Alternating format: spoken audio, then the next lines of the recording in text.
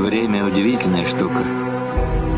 Когда ты молодой, у тебя полно времени. Разбрасываешься им налево, направо. Пару лет туда, пару лет сюда. А потом становишься старше, и вдруг, Господи, сколько мне осталось? 35 зим. Только подумай.